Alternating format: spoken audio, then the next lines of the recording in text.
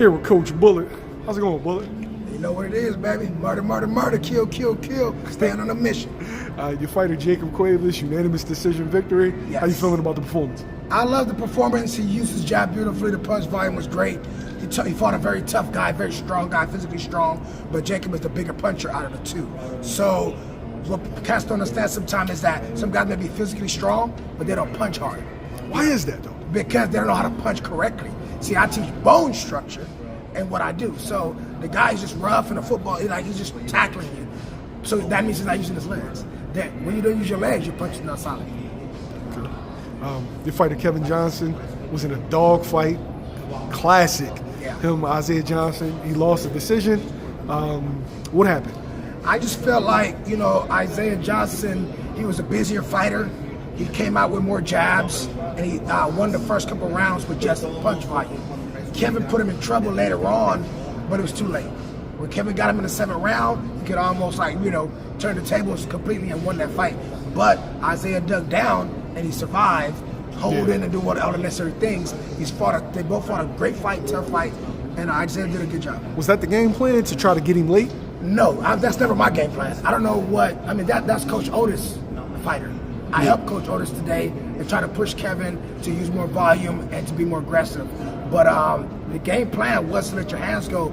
The world knows that Kevin let his hands go, can't nobody beat him. So at the end of the day, he has to work on letting his hands go and being first. And guess what? He can go get a title.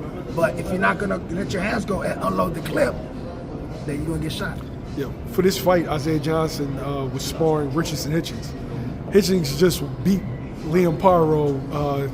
I think it was a split decision for a world title. I know you didn't see it. Yeah. Oh wow. Yeah, I know you didn't see it, but did you see that coming? No, I did not see that. Paro just stopped Matias.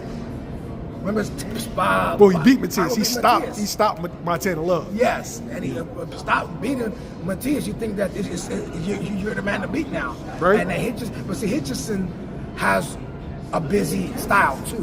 He stays with that jab, and he don't care about the knockout. He gonna keep touching you, so he's gonna win decisions. He got in his mind, I ain't trying to knock you, I'm trying to beat you. And his corner was complaining a couple of fights ago about him not stopping somebody, but look at him now. You know what I'm saying? That's why people can't use triangle theories, because the fight with Gustavo Lemos was a tough fight. Keyshawn goes out and destroys him. Right. Liam Paro beats Matias soundly, and then Hitchins beats him. Yeah, so it's just. It reminds me of the De La Hoya, Vernon Forrest, and Shea Mosley trio, that triangle. One beat one but can't beat the other. So it's like that. Styles make fights as boxing, and until you learn how to really study fighters by film, you're gonna go into the ring kind of behind schedule. So it's very important for us to watch film and watch habits and styles. And a lot of fighters don't like to do that, but I don't think that's a good idea. Now, Africa immediately calls out Teofimo Lopez for a unification bout. What you think about that? Teofimo is way too athletic, way too clever, way too. He's just a great fighter. You know what I'm saying? And he's crafty. When a fighter's crafty, he's not gonna give you what you want.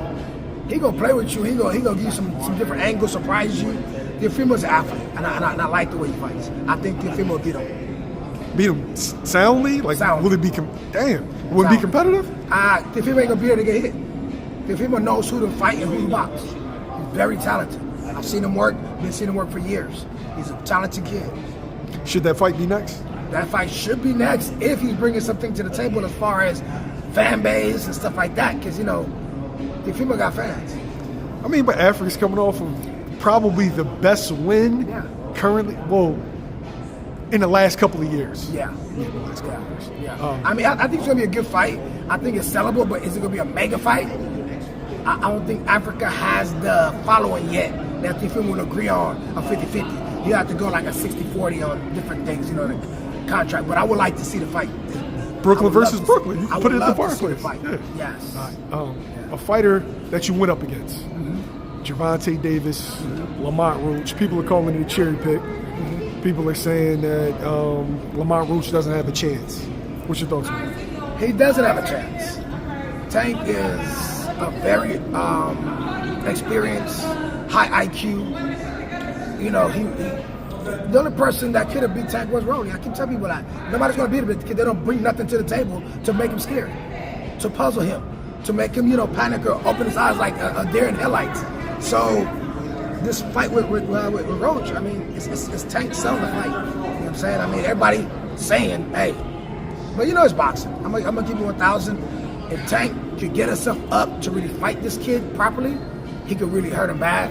But sometimes a good fighter, it's hard for him to get up for certain fights. And that's what I see in boxing a lot of time for many years. So I'm glad Roach is talking some mess to him, so maybe he'll put a little fire in him so we can see a good fight. Now, is that good though? Like, that's if you Roach, Tank. yeah, I'm saying if you Roach, is that? Yeah. Should you want to let the sleeping dog lie, or do you just want him at his best? I mean, Tank is gonna show up anyway, but it just, to me, it's like, am I showing up angry, or I'm showing up to protect you to school?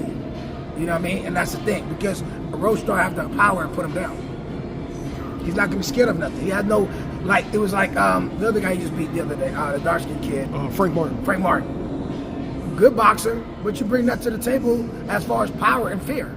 See, boxing is a sport where if somebody ain't scared of you, they're gonna walk through you and laugh at you. You know what I'm saying? And that's the thing. Like, if Roach ain't bringing no real heat, and he can't bring heat, you can forget about it. So you think Lamont gets stopped in that fight? Probably like the 10th round, 9th, 10th round. Okay. Last question, Coach. Shakur Stevenson, Kid Austin. Kid Austin not ready for Shakur Stevenson. Shakur Stevenson is a master boxer, and he is a lot more sharper. I mean, a lot more sharper than my boy. I like Kid Austin. Don't get me wrong. I like him. I like his daddy. We chilled around. We chilled in Texas and all that. But Shakur is just a master boxer, bro. He's an Olympic silver medalist. Like, he should have been a gold medalist. You know what I'm saying? So at the end of the day, when you look at the styles, he's not going to catch Shakur in nothing. The fight that I want to see Shakur and Tank, that's what I want to see. You know what I'm saying? If I don't see that, I really don't care to watch him fight anybody. Shakur and Tank, and Devin and Shakur, Devin and Tank. If I don't see that, I don't care to watch nothing in boxing when it comes to those guys. Who wins those fights, or is it like the De La Hoya Vernon Forrest thing, like you said? Yeah. So with Shakur and Tank won't be able to touch Shakur with certain things, and then Shakur can't afford to get hit by Tank. Now the black horse between those three is Devin Haney. If he chooses to be smart and just box the shit out of people, he never loses.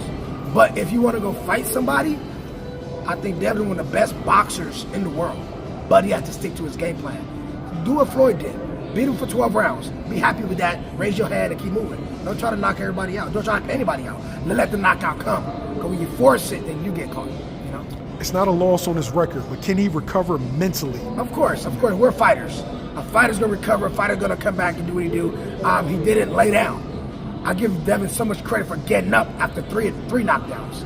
Most guys can't get down, can't get up after that. And he got up after really being wobbled and off balance. That shows grit, that shows dog, that shows heart, and that made me give Devin a lot more respect than I ever gave him. I mean, I gave him respect because we spar with him in the gyms. I've been seeing him since he was a kid at Fight Factory in Paradise in Sahara. I've been knowing the kid and his daddy, Bill, for forever.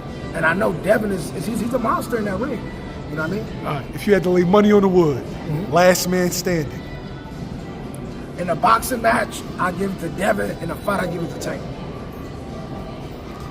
So what's the goal? Just not to get into a fight with Tank? Yeah. The thing is, if you fight Tank, you gotta outsmart him and use your strong suits. He's a southpaw and he's shorter. He's a counterpuncher by nature, and that means he gotta come to you. Let him come to you. You know what I mean?